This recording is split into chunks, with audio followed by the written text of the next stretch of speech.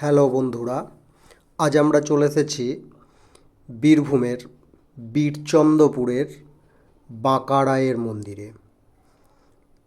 এখানে একটা জনশ্রুতি আছে, যদি পুরীর জগন্নাথ মন্দির দর্শন করতে হয়, জগন্নাথ মন্দির দর্শন করার পর এই বীরচন্দ্রপুর বাঁকারায়ের মন্দির দর্শন না করলে নাকি ঠিকভাবে ফল পাওয়া যায় না।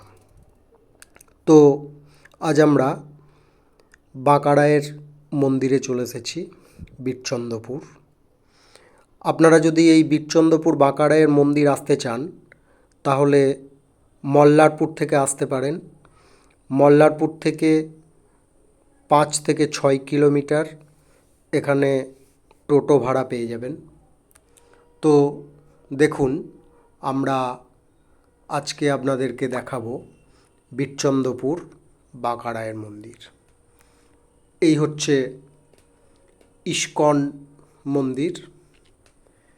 এখানে আপনারা দেখতে পাচ্ছেন খুব সুন্দর মূর্তি। হরিনাম সংকীর্তনের জন্য খোল বাজানো হচ্ছে এবং সবই মূর্তির মাধ্যমে তুলে ধরা হয়েছে। এই মন্দিরে খুব সুন্দর কারুকার্য আপনার মনকে মোহিত করে দেবে। দেখুন মন্দিরের কারুকার্য। আমরা এই জায়গায় এসে মনকে শান্ত করতে পারি এবং এটা শহর থেকে অনেকটা দূরে, ভিড়ও সেরকম পাবেন না। দেখুন কত সুন্দর মন্দিরের চূড়া।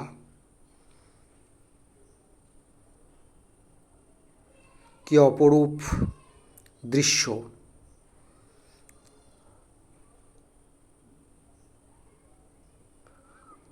আপনারা দেখতে পাচ্ছেন আমরা মন্দিরের বাইরের দৃশ্য দেখাচ্ছি।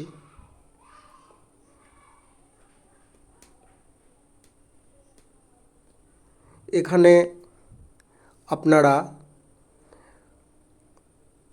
দেখবেন অনেক ফুলের বাগান আছে, সাজানো ফুলের বাগান। বাঁকারায়ের অনেক নিদর্শন এবং তার লীলার অনেক নিদর্শন এখানে আপনারা খুঁজে পাবেন। তবে এখানে একটা নিষেধ আছে, সেটা হচ্ছে মন্দিরের ভিতরে ছবি তুলতে দেওয়া হয় না।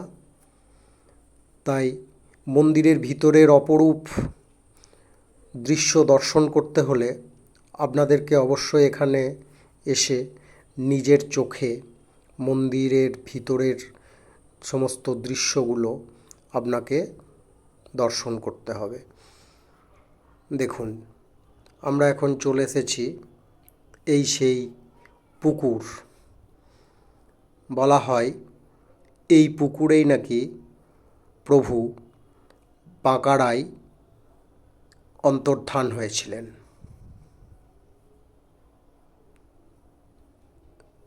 আপনারা এখানে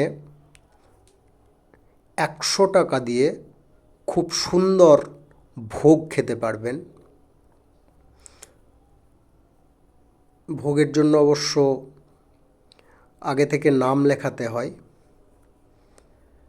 সকাল 7টা থেকে নাম লেখানো শুরু হয়। আপনারা এখানকার ভোগ খেলে খুব নিজেদেরকে ধন্য বলে মনে করবেন এবং কি অমৃতের স্বাদ এখানকার ভোগে। বিশেষ করে এখানে যে ক্ষীরটা দেওয়া হয় সেই ক্ষীর খুব টেস্টি। দেখুন ইস্কন মন্দির বীরচন্দ্রপুর।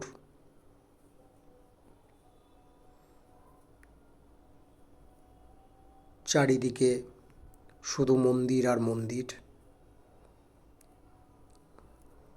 আপনারা অবশ্যই এই জায়গাতে একবার আসতে পারেন, খুব ভালো লাগবে।